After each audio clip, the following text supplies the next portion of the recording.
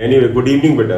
अभी इस लेक्चर में हम लोग बेटा हाइगेंस प्रिंसिपल जो था उसका ही कंटिन्यूएशन रखेंगे और इसमें हम पढ़ेंगे explanation of reflection of light and refraction of light on the basis of Huygens principle या हाइगेंस थ्योरी या हाइगेंस सेकेंडरी वेवलेट थ्योरी। तो हमारा यही हेडिंग है बेटा। शुरुआत हम रिफ्लेक्शन ऑफ लाइट से कर रहे हैं। देखो explanation of reflection of light by Huygens principal.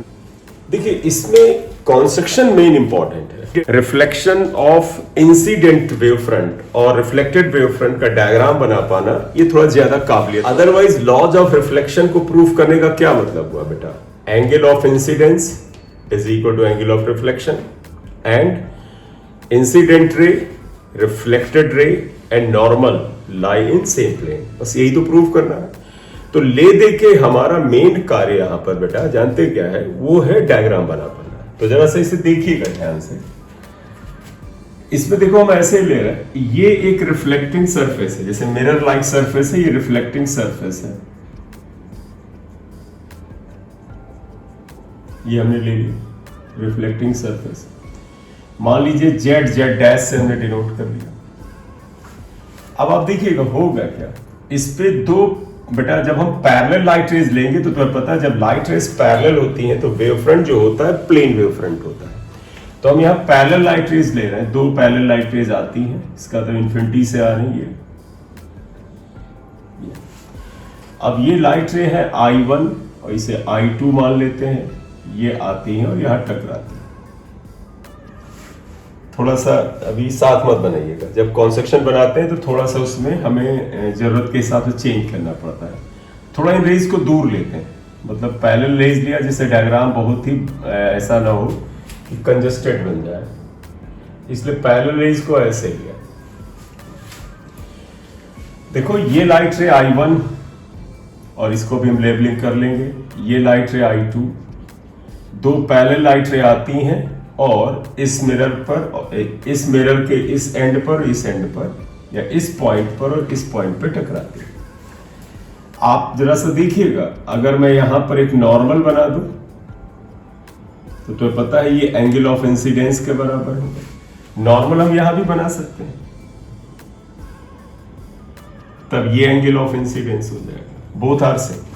अब एक्चुअली एक चीज बताइएगा, if the rays are parallel तो wave front is a plane wave front. और अगर हम प्लेन वेव फ्रंट यहां बनाते हैं तो वो कैसे बनाएंगे? आप क्या करो, इसके परपेंडिकुलर एक प्लेन ड्रॉ कर दीजिए। देखो तुम्हें पता है wave front is always perpendicular to the rays. ये वेव फ्रंट आया, इस वेव फ्रंट की लेबलिंग हम ए बी से कर रहे हैं। ये ए है, ये बी है। तो बेटे ध्यान रखिएगा, सभी लोग एक बार फिर से ध्यान से सुन लीजिएगा। I1 और I2 इंसिडेंट रेज है, बोथ आर पैरेलल, दोनों पैरेलल हैं। ये मिरर जेड जेड डैश पे पड़ती है। जब ये इसके ऊपर इस पॉइंट पर, ये वाली लाइट रे इस पॉइंट पर और ये वाली लाइट रे इस पॉइंट पे टकराती है, तो हमने लिया कि सबसे पहले जो इंसिडेंट वेव फ्रंट आएगा वो क्या होगा? तो आपको पता है लाइट रेज की डायरेक्शन के वेव फ्रंट जो होता है वो परपेंडिकुलर होता है। तो हमने यहाँ एक परपेंडिकुलर प्लेन बना दिया और ये परपेंडिकुलर प्लेन जिसे हमने ए बी से लिखा है ये इंसिडेंट वेव फ्रंट को बता रहा है। तो यहां पर ए बी इज व्हाट बेटा? Incident wave front. बोलिए इतनी बात क्लियर? ठीक। अब अगला स्टेप जानते क्या है? हमें अगला स्टेप ये लेना है, एक निश्चित समय के बाद एक डेफिनेट टाइम इंटरवल, वो टाइम इंटरवल भी हम लोग यहां पे डिसाइड कर लेंगे। डेफिनेट टाइम इंटरवल के बाद रिफ्लेक्टेड वेव फ्रंट कहां पहुंचता है और उसका शेप कैसा होता है। तो आप जरा सा ध्यान दीजिए, जब ये लाइट रे I1 इससे टकराएगी तो इसका रिफ्लेक्शन होगा। देखो ये रिफ्लेक्ट होगी कुछ इस तरफ, ये रिफ्लेक्ट होगी इधर जाएगी R1 वाली, इट इज रिफ्लेक्टेड रे।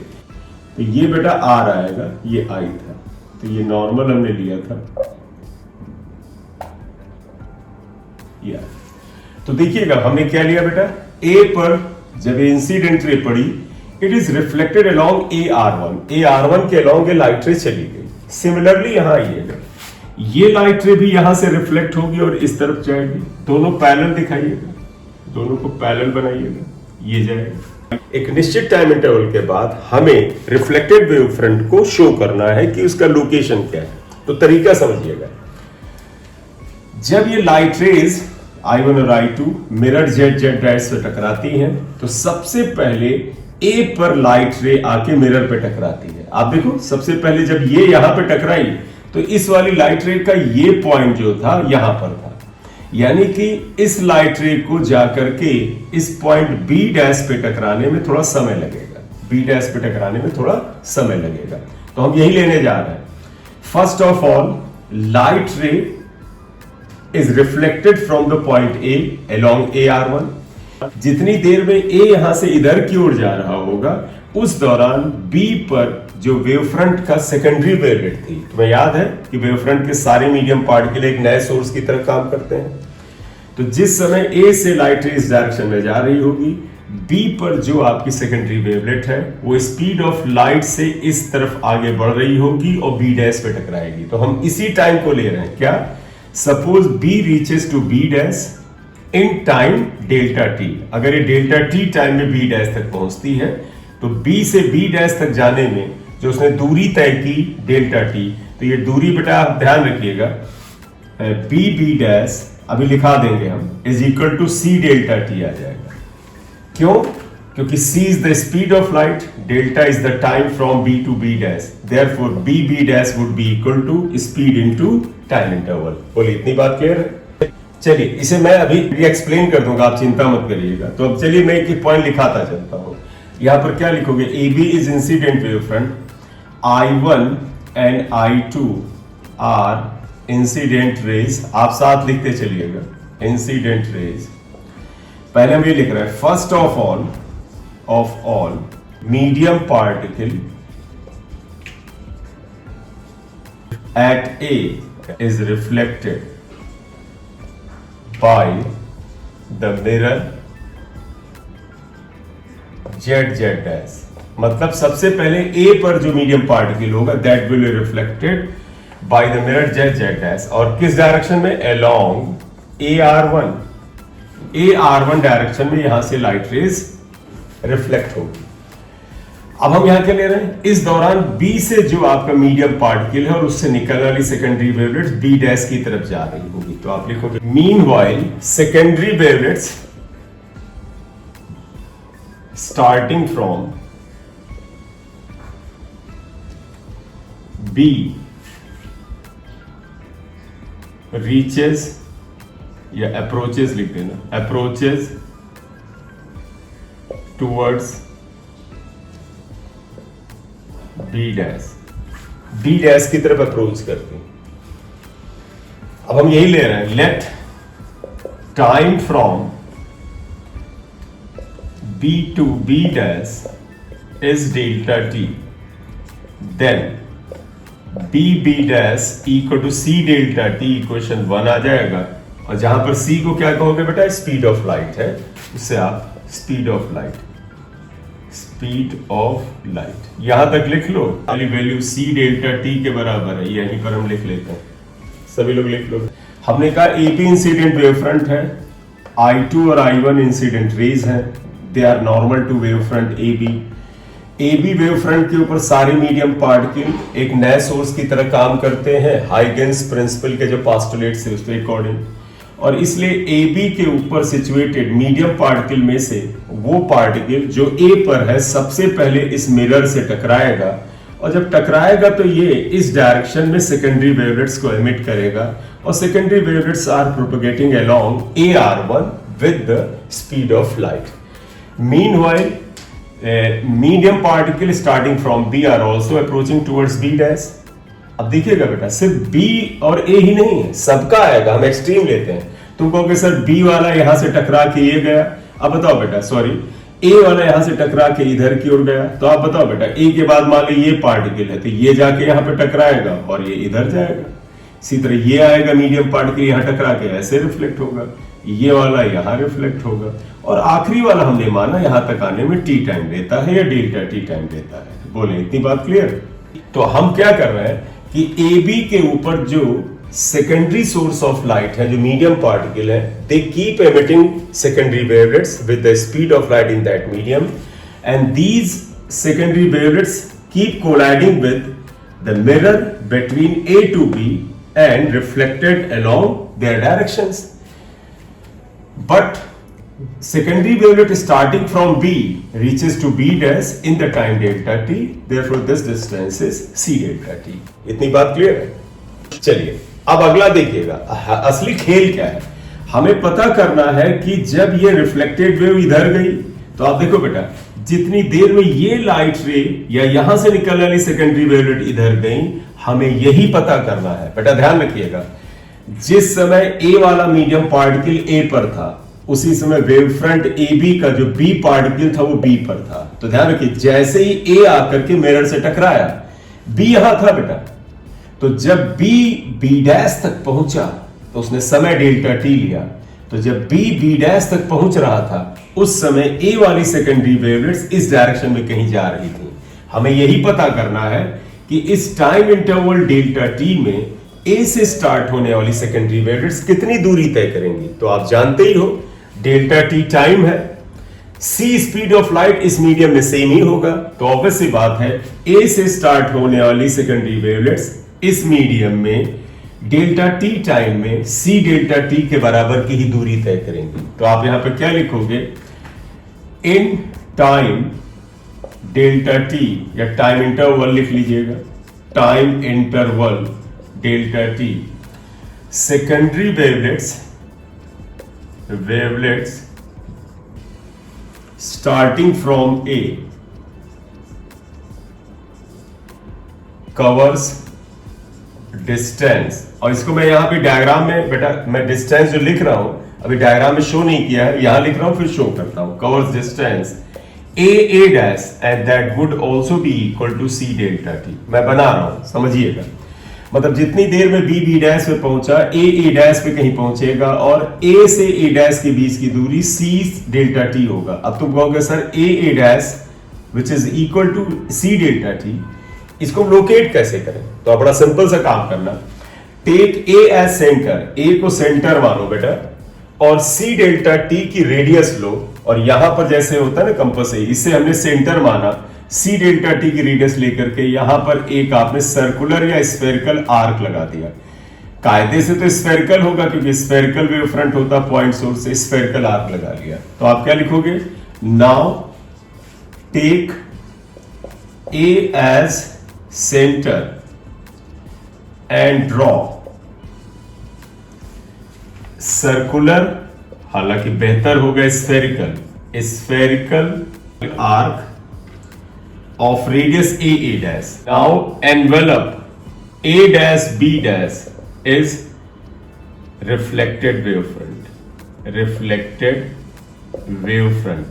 और कितनी देर के बाद है बेटा रिफ्लेक्टेड वेव फ्रंट? ये रिफ्लेक्टेड वेव फ्रंट है डेल्टा टी टाइम के बाद। बोलिए इतनी बात क्लियर है सबको?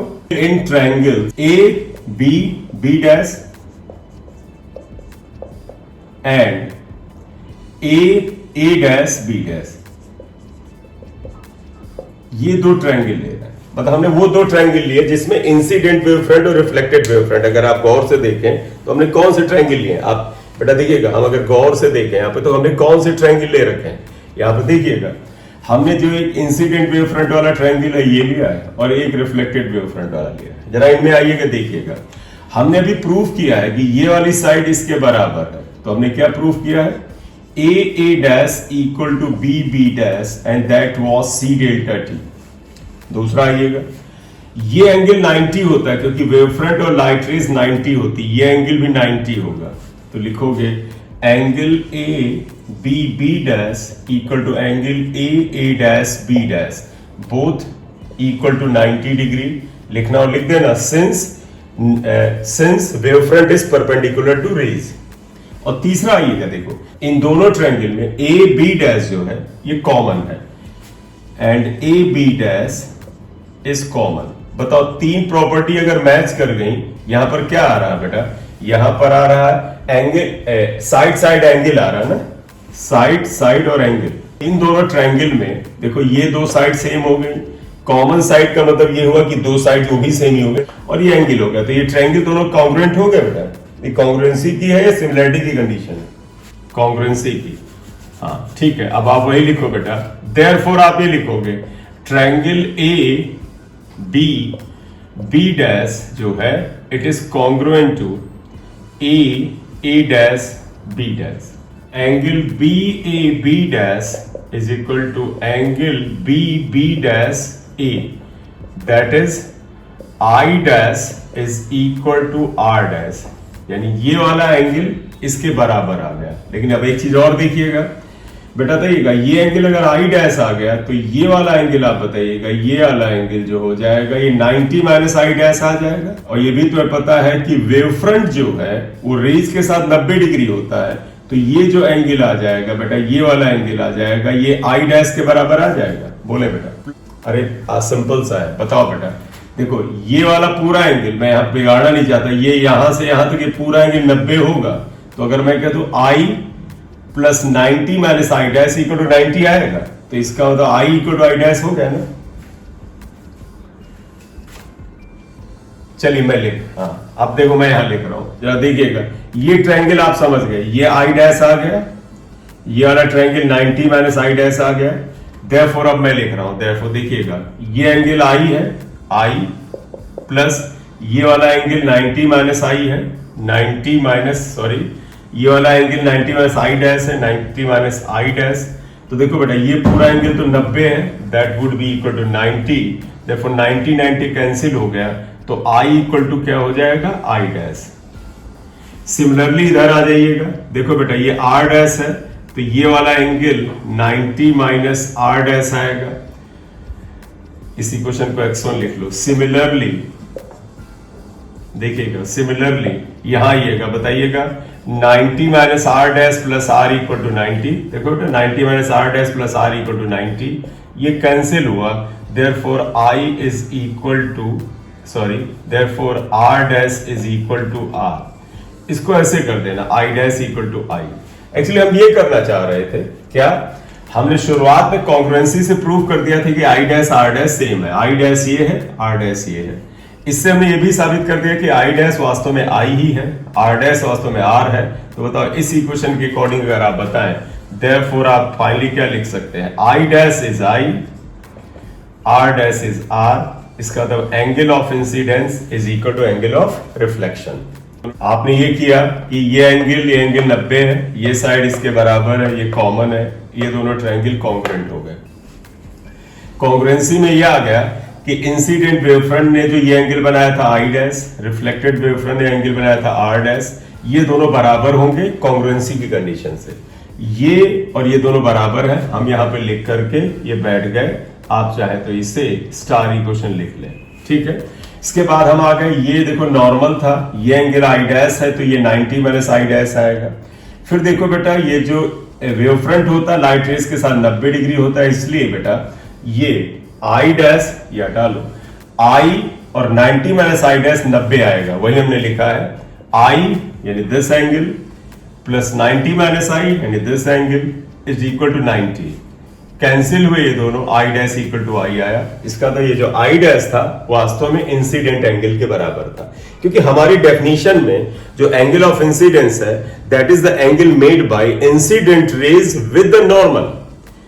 लेकिन यहां पर जो आई डैश आया था it was the angle made by incident wave front with the plane, इसके बराबर आया था। बोले क्लियर है बेटा। इसी तरह से हमने आर डैश के लिए काम किया, फाइनल रिजल्ट आया कि ये आर डैश जो है असल में आर है, यानी R dash is equal to R. अब अगर आर डैश आ रहा है, इसे भी कुछ इक्वेशन x2 दे दो।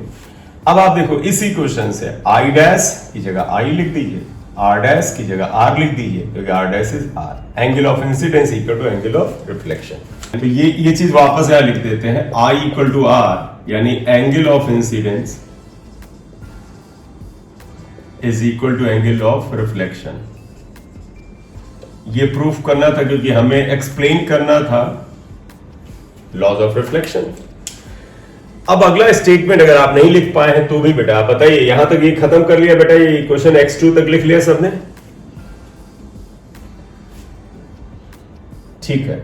देखो बेटा तुम्हें याद है लॉज ऑफ रिफ्लेक्शन में सिर्फ एंगल ऑफ इंसिडेंस और angle of reflection he same नहीं होते हैं, हमें यह भी बताना पड़ता है कि incident rays reflected rays and normal same plane में लाई करते हैं। तो यहां पर ध्यान रखिएगा, अगर आप गौर से देखें तो ये जिस प्लेन में है, ये जो प्लेन, ये व्हाइट बोर्ड अगर आप मान लें, ये जो आपका बेटा वेव फ्रंट है, ये वेव फ्रंट कुछ ऐसे आएगा जैसे ये मिरर अगर इस तरह से रखा हो, मैं अगर बुक ऐसे लेके चलूं, देखो मेरे पास एनसीईआरटी है, जैसे ये मिरर है, ये ऐसे रखा होगा, वास्तव में ये जो मिरर है तो ऐसे ना, इसके ऊपर ये लाइट रे पड़ी, ये ऐसे आई, देखो ये वाली लाइट रे ऐसे पड़ी और ये वाली लाइट रे यूं जा रही है। तो आप गौर से देखें तो ये था, ये वाली लाइट रे यूं आई, ये वाली लाइट रे यूं पड़ी।